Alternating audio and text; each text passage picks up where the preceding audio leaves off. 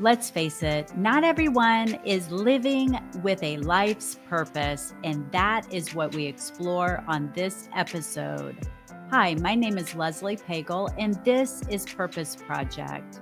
Our guest on the show is Ethan Beute, and our topic is living without a life's purpose.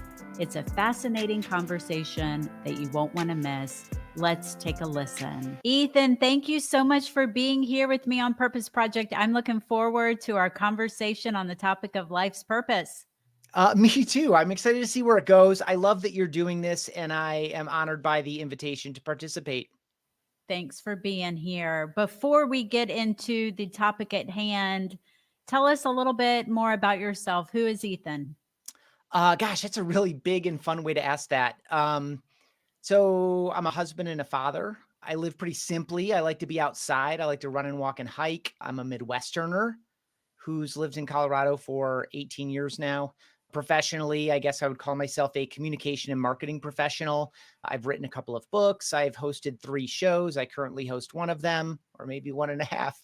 Spent the first half of my career running marketing inside local TV stations, and then got involved with a software startup and helped pioneer the video, email, and video messaging space, which was a Very joy. cool. And at a certain point, I felt compelled to do something different. And I've now landed in another company that's been acquired by a company that everyone's heard of, Zillow. So I'm now at Zillow, learning and teaching aspects of the real estate business.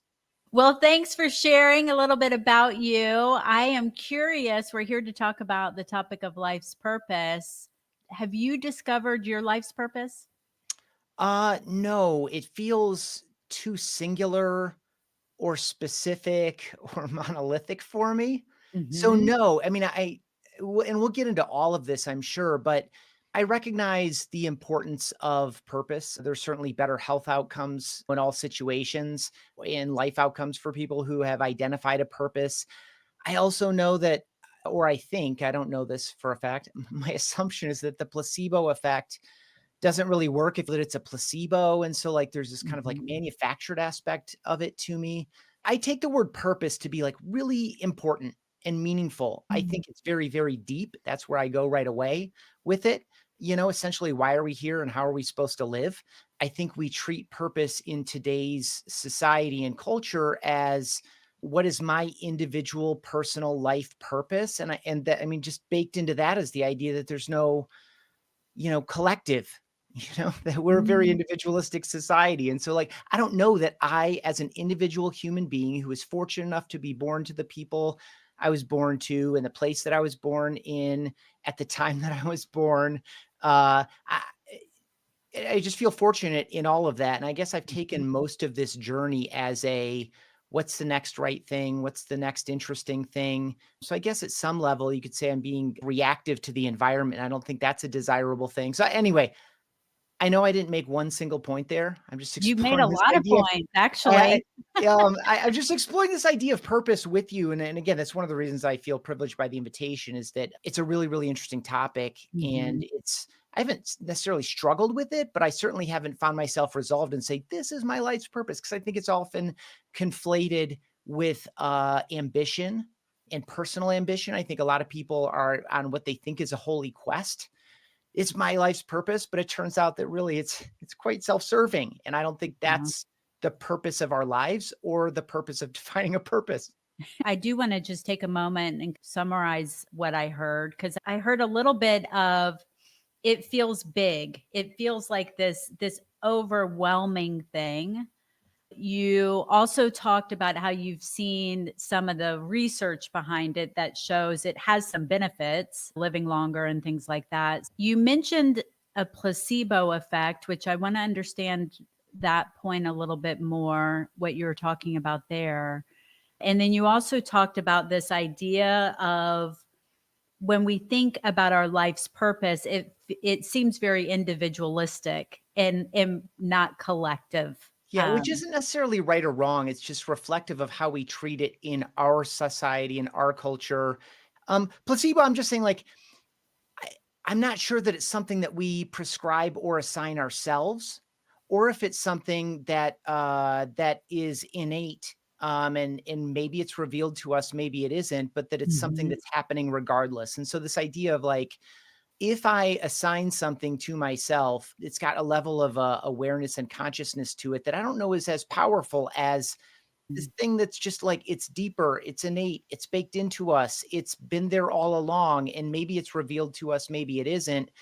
Maybe we discover it, maybe it isn't. But I think a lot of this exercise for a lot of people, especially again when it gets bled into, in particular, like the words I'll use are ambition and or like a commercial motivation or a Mhm. material motivation.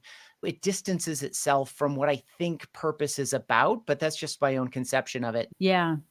One of the things that I have learned is some of the researchers define purpose as having 3 elements. And Okay.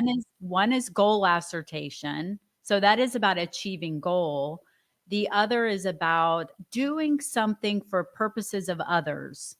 So that kind of gets to the collective nature when it's not for self but for others.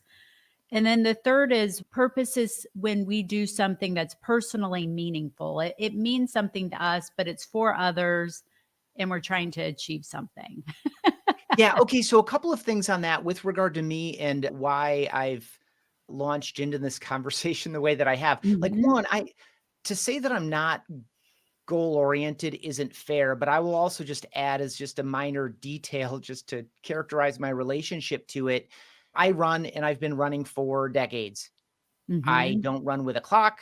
I don't really know how far I run. I would never pay money to start at some starting line and finish at some finish line and get the t-shirt for it. Like I run for like personal reasons. Uh-huh. I enjoy the experience. It does a lot of different things for me, but I don't really care about how far or how fast and how I'm doing relative to other people. So Uh-huh. that's a little bit there. And then the meaning, like I find I'm looking for meaning all of the time. Mm. Um, and I find it in a lot of places. And when I think about the work that I've done, some of it professional and paid, some of it just things that I do myself, I characterize it by like fun, interesting, and challenging. When Mhm. something is fun and interesting and challenging, I find that, like, engaging and meaningful and something I wanna continue to pursue, and at different times in my life and my career, if one of those 3 is missing or out of balance, then it starts to come like, is it time to move on, or is it time to do something different, or what can I change about my role or about this situation to keep those things in balance? And I guess that's another approach to, finding meaning or purpose in what I'm doing is that it's all of those things, but I don't know that there that levels up to my own conception of defining a life's purpose. So is it and you mentioned this that it feels big, it feels overwhelming. It also feels like it's singular in Yeah, that yeah, it's like my whole life is for this one clearly defined purpose. Like I just don't life is like it's so mysterious and wonderful and interesting Mhm. that I feel like it minimizes the experience or Mhm. it is so this is the tension, I guess, in that for me. Go a little bit along for the ride, see what it has to offer, pursue things that feel healthy and right and good, connect with people who feel healthy and right and good, and keep learning and growing and having fun and staying intellectually and physically engaged in what's going on, Mhm. spiritually engaged if that's where you're being lit in that way or by that person or whatever. On the other side, progress or achievement or outcome, or let's just go to impact, is certainly threatened by this idea of going along for the experience and seeing what it has to offer. Not that you can't achieve in that first path that I Right. described, but certainly if you defined a singular life purpose and just really committed a great deal more of your time and energy to this thing or in this direction or toward this outcome or this impact, you would Mhm. certainly make more progress or make more impact. But and I don't know if it's my fear of failure, but I just don't feel compelled to limit my experience in this one go round in pursuit of one direction and making impact only in that zone. If you take that element out of the concept of life's purpose and we make it plural, we have purposes in our life and they can come and go as we move through life. Does that change any of your thinking? Um, Not really. I mean, at that point, then it doesn't do the same job, I don't think. And in that case, I feel like we're kind of like retrofitting or current fitting something as opposed to, when I think about the purpose, it's like, where are we going and why are we here? And so it's what's my direction and motivation and intended outcome and purpose? I think the exercise itself is to orient oneself in a direction. I think otherwise it becomes kind of project work. Mm, But or maybe you're describing my approach, which really is right. this the right thing for me right now? Now Yeah. I personally wouldn't level that up to, my life's purpose, Right. or say that although I have used this language now that you've got me like deep into this, is like I've used that language before, like in a previous role. I was at a company for almost a dozen years, but in that I had many seasons. And one of the questions I would ask myself is my work done here? Have I done what I'm supposed to do here? And I guess another way to ask that question Mm, is my purpose in this context served? right. Is this chapter worth putting a period on, closing, and turning the page? Hmm. So I guess I have thought in that way too. Yeah. Which that feels very reflective as opposed to proactive. Yeah, I don't yeah, know what the opposite forward-looking, is for. absolutely, yeah. Yeah. Yeah. So the question that I've seen that comes up in this view of life's purpose flows throughout our life is, what is life asking of me now? To me, that question takes it out of the project base and more of a, where do I need to be spending my time, my energy, my care, my concern with what's happening in my life today? Does that change anything for you? Language I've used for that is like, what's the next right step or what's the next right thing? Because it's all we can really do at some Mm, level. So, yes, but it also, again, takes away some of the fun and challenge of figuring out the greater purpose, which again, I mean, obviously I'm willing and able to, and I like dwelling in the theoretical or the philosophical. I like wondering about these things. That's why I don't have a commitment to any of these things. And I wouldn't say I'm a subscriber to any one school of thought or any one practice either. mhm, So it definitely changes the conversation around it and can make it more useful for a different type of person. And I would mhm. entertain that. Yeah. The other thing that I'm struck by is I'm envisioning you, Ethan, out there running, out there hiking, out there being in the environment. And when I envision that, I envision someone going inside, thinking inside, letting their mind wander, letting their mind be quiet. And I've found that that action is what I'm starting to call a prerequisite for purpose. To find your purpose, whether it's in the moment or for your whole entire life, this understanding of self, this self awareness is necessary. And so I find myself curious, someone that spends a lot, well, one, I might be wrong on how your mind is spent when you're out there running and walking. But if it is spent more quieting and listening and allowing your mind to wander, and this not connection to a purpose in life. Anyway, I don't know if that makes any sense. And if it does, if you have a reaction to that. I think there's a very strong historical basis for repetitive physical motion and thought. You find that to be a thing, and you find it across cultures as well. So there's absolutely something to repetitive physical motion and thought that occurs. But for myself in the morning, I'm always running silently. It's very often allowing my mind to wander. I've tried Mhm, setting my mind onto a topic to see if I could work something out, but again, that it feels a little bit too forced to me. mhm, So I do let it wander. Occasionally, I'll use a mantra along with it. If I go out for 2.5, 3 hours for a morning hike on a Saturday or Sunday morning, I always prefer to do it by myself. And usually, half the time, I'll listen to podcasts or music, and mm, then half the time, I'll just unplug, put it all uh-huh, down, and again allow my mind to do its thing. One of the ways that I think about this is eating, right? We all know that we should stop eating at a certain point.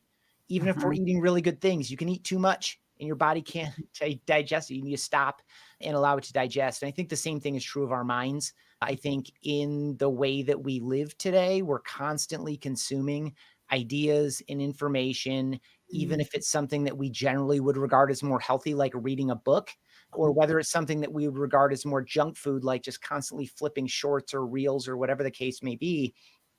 All of those things, I think you would not be doing yourself well or right to not take this time to allow your mind to do whatever it needs to do with the Right. ideas and information that are there. But I do know from my own experience that that time and space, even if it's just allowing your mind to wander or allowing you to sit in silence and in some sense of solitude, not Mhm. loneliness, but solitude, that something is really healthy about that. Yeah. But the question that I'm wondering is if the act of doing that helps you discover your purpose, it brings it clarity.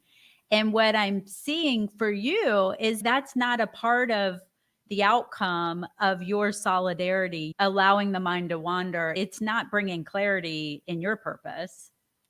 Yeah, no, not necessarily. It does bring clarity in a variety of things. I mean, I've done creative work my entire career, essentially making things that didn't exist before. It's like for about a decade now, I've literally manufactured my own work.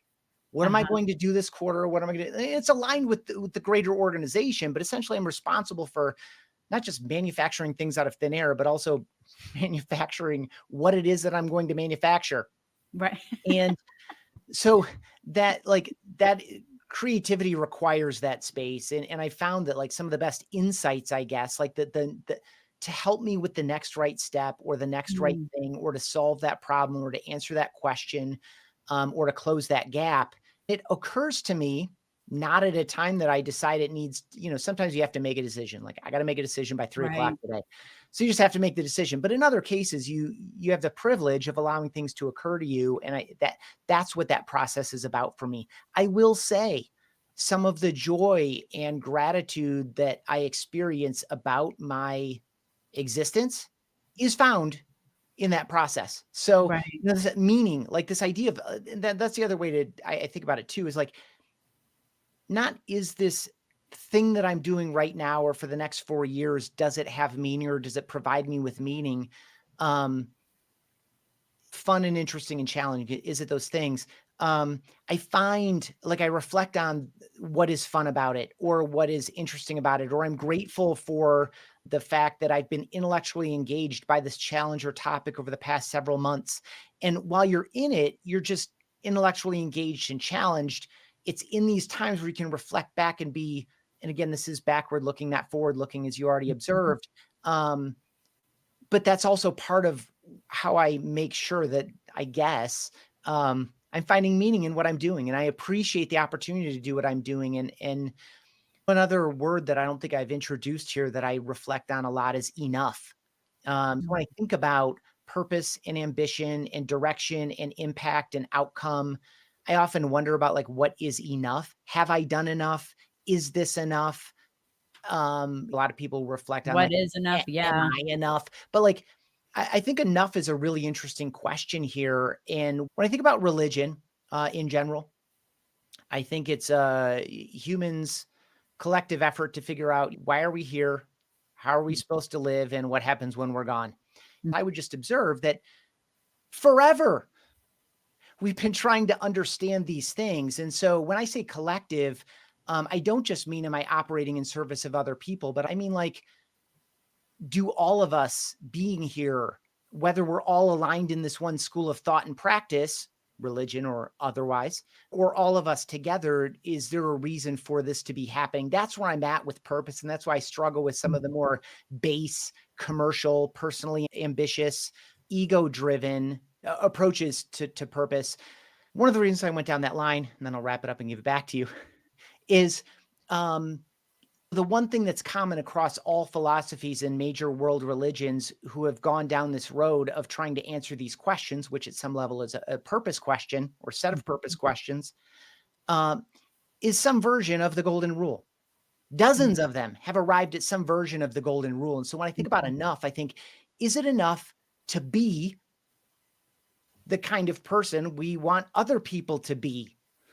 And this again kind of gets a little bit at the collective. And is that enough of a purpose? Is it enough of a purpose to be this and to model this with Right. and for other people so that other people can experience and enjoy it, but also so that other people can learn it and so that this becomes normative and cultural and that it becomes passed down because we're modeling this behavior not just for ourselves and our peers and our friends, but also for our children and our Mhm. children's children and our friends' children and all of this. And so is that enough? I frankly think we might be in a better place if there was Right. more time and energy and attention focused on that. And but the question is that enough? I would say in 2024, 2025, United States of America, I don't think that would be satisfactory for a great number of people in terms of what they seek to achieve, Yeah. modeling right behavior. Like, but I Right. think that's enough.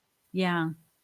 Well, you're speaking to one of the overarching conclusions that I'm coming to for now. I mentioned earlier these three dynamics of the definition of purpose. And I am coming to believe that life's purpose isn't about achievement, it's not about goal attainment. It really is about being, it's about living in a way where our actions and our behaviors are true to ourselves, to our core, our souls. And that requires us to do the work inside to understand, who is Leslie at her core? What does she believe in? What are her values? And what are the actions that she's going to take to live those in the world? So it's more of a state of being than it is an accomplishment. It's a state of being that's true to oneself. Any reaction to that? Integrity and wholeness are definitely part of satisfaction, I think. Mm, Like real satisfaction, real appreciation, real value, real achievement, frankly, is this integrity and wholeness. And it's not just honesty, which I think is the most important thing we can be with ourselves and with other people, mhm, is honest. Uh, but that speaks to that, like that there's consistency and integrity and wholeness in our way of being, and I mhm. think that is enough. Yeah, I do too, personally, because it requires though that you do the work on yourself, and I do believe if we all do that work, if we take the time to quiet our mind, let our mind wander, let us be reflective, however we do it, and that our actions line up with our understanding of ourselves, that we will do good in the world. We will be driven by a collective mindset, instead of an individual mindset. But yeah, you're getting me into my beliefs here, Ethan. Well, I mean, that's why I like this conversation so much. I mean, I don't know that you can have it without that. Otherwise, it's, let's talk about career planning. You Right. know? Like, Right. not that Yeah. that's not interesting and useful, and that's part of the reality that we need to live in. Mhm. And Right. I've struggled with that a lot, frankly, too. I mean, the things that I'm personally passionate about, um, I think 2 things in particular, 2 large areas. One, I think we've become disconnected with the natural environment. I don't think we have sufficient respect for it. I think we've come to treat it as something separate from ourselves. Mm. I think ecology and economy are a false dichotomy. Mhm. And I think the more we use language and behavior to separate ourselves and to remain disconnected from the world that we are truly a part of, and I think we've absolutely lost touch with that. And I think restoring that connection is the restoring of humanity at some level. Mhm. Mm. And I actually do think it's part of the integrity and wholeness conversation as well. It's not Mhm. just inward, but not just who am I and what am I about and what matters to me and what does it mean for me to live rightly? What does it mean to be a virtuous person? But also, what does it mean in relation to everything else around me and everyone Mm. else around me? So that's one. The other one is we've obviously become disconnected from one another. I think that Mhm. also results in a lot of ill outcomes, a variety of them in a lot of different ways. But the disconnection from our fellow humans is also a fundamental problem. It's very, very interesting to me. And I think going inward can help in a lot of different ways, Mhm. because I think we'll arrive at some of these truths. Again, like when we think about the golden rule as it's expressed, it's reflected in that. Essentially, we're better together. You know, those are two big problems. But like, I can see aspects of that in my like professional work. But it's not like I'm staying up to the middle of the night and dedicating my weekends to figuring out my part in solving these things. At some point, I've also been overwhelmed by them and just said, I just don't know what's to be done here.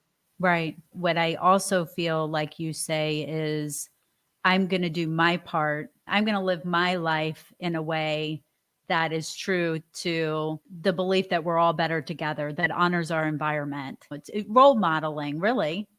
Yeah, but then now here we are back at this conversation of impact. You know, if I really Mhm. wanted to make progress here, Yeah. um, then I need to find a way to pay the mortgage, keep the fridge full, take a vacation once in a while, Yeah. both Yeah. myself and my family, and also pursue this thing. Yeah.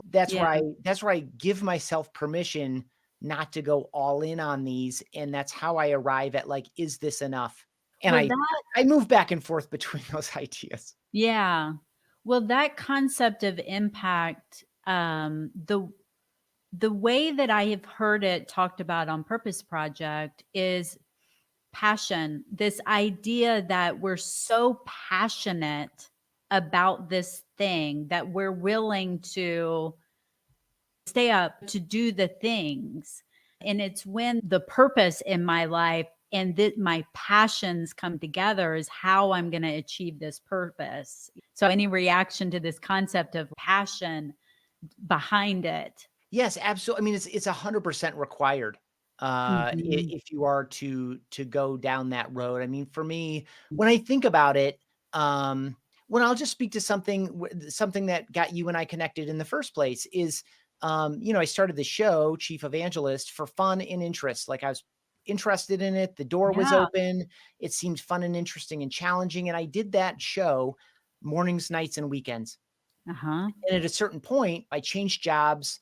I realized I needed to immerse myself in this new company, and it fell a little bit behind. And then a couple of things happened. My passion was a bit diminished.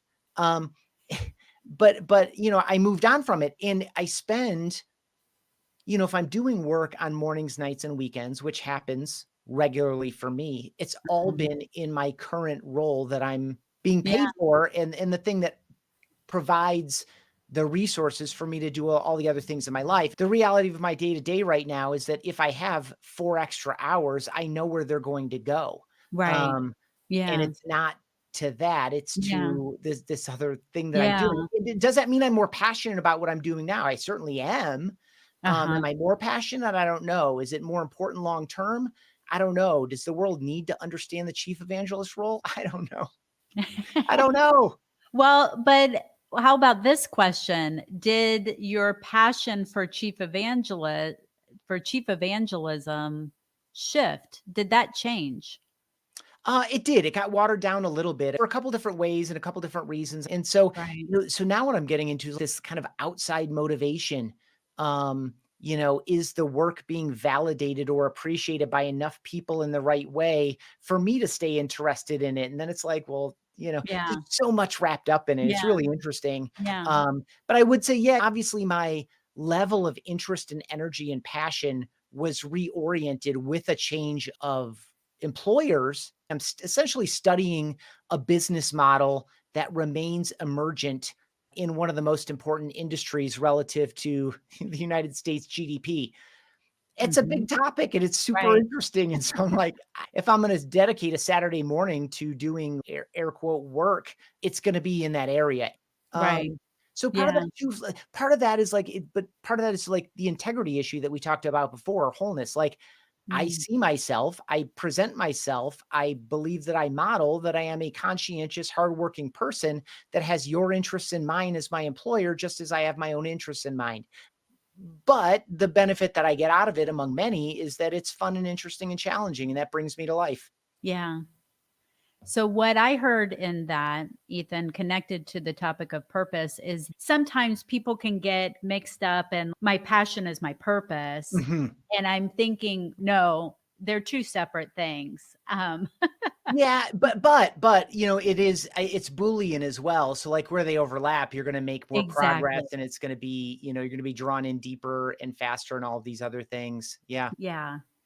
So I'm curious, Purpose Project is the study of life's purpose. It's a research project. That's what it is. And season one was really focused on people that have clarity in their life's purpose and they're pursuing it.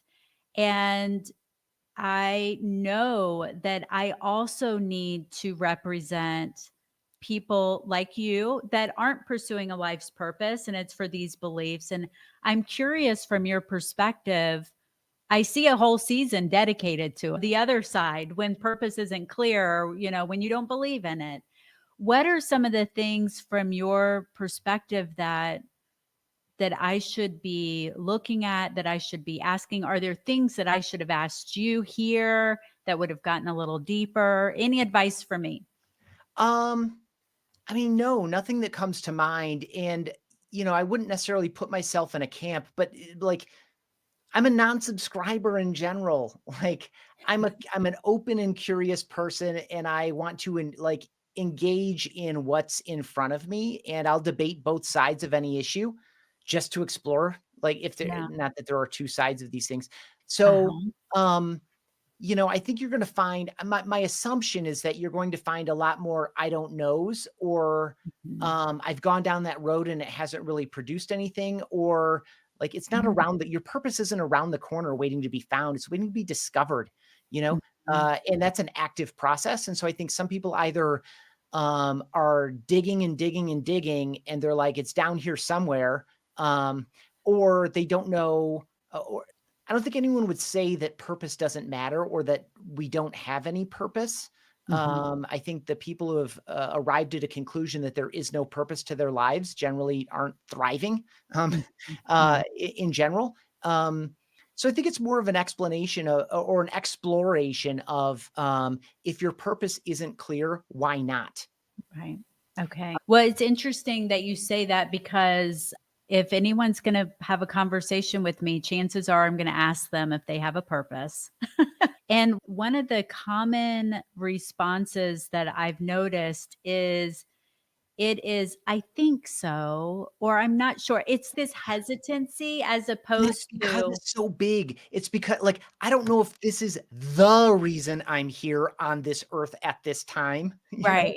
Yes. And I think what one of the things that where I'm at is changing that paradigm of life's purpose is really a way of being. We already talked about this. It's about how you live. As Mhm. opposed to like what you accomplish. But I appreciate that input of seeking to understand where the beliefs about purpose, really digging into what's holding you back, what's keeping you back, what are your beliefs? I think the questions are, why are we here and how are we supposed to live? I do think it is enough just to be it's cliche as heck to say, but be the change or be the good that you want to see in the world. It doesn't even need to be change, but be Right. the change or be the good. And if you happen to be passionate enough and clear enough that you can devote yourself, and ideally you would align it with making a living to making real progress and making real impact in a specific way. But I do think it's enough to be present in good and healthy and positive and constructive ways that model right behavior for anyone who's paying attention and that allow you to really enjoy and appreciate the experience that we uniquely have here as humans today on this earth. Yeah. Anything left unsaid on the topic of purpose from your perspective? I could go another hour, but like it's mostly exploring because again, I'm not super clear in these thoughts. And I think that's also reflective of your motivation and what your accomplishment can be here is that I think the popular conversation around purpose is generally very self-serving and even material. I think you're obviously coming at it from a different perspective. And even with someone like me who is is a relatively reflective person. I'm curious about these things and it's important, but interested in these topics and I don't have answers. I think there are a lot of people out there like that. Yeah. And you already mentioned it in the way that people respond to the questions, like, "I think Mhm. so, maybe," like, things that matter to me or, Right. things these thoughts that are recurring for me, but I don't know what to do with them, or Mhm. these things that like me, but, like, what do I do about that? You know? Right. Or Right. can I align that with my, career? And that becomes difficult for a lot of people too. So they Mhm. wind up settling back into the reality of their situation, which is, the patterns of daily life and getting kids from here to there and showing up for work and doing enough and making the Zoom call Right. on time and blah, blah, blah, blah, blah, blah, blah. Next thing a week's gone, a month's gone, a year's gone, and you're left reflecting again, what am I doing all this for? Right. Right. And it's enough that you're doing it. Um, Exactly. yeah. Yeah. Well, I appreciate you being on the show. I appreciate you modeling good in our world. And thank you, Ethan, for being here. Yeah, thank you. I appreciate what you're doing. And again, it was fun and a privilege to be a part of. I've listened to this conversation with Ethan over and over, and there are two things that really stand out for me. The first is that while some of us might not be living our lives in pursuit of a purpose, it doesn't mean that we aren't living our lives with meaning. The second is this question that Ethan brought into the show of, is it enough? That question really resonates with me, and it's a question I'm going to continue to ask myself as I pursue my life's purpose. Ethan, thank you for being on the show, and thanks to all of you for tuning in.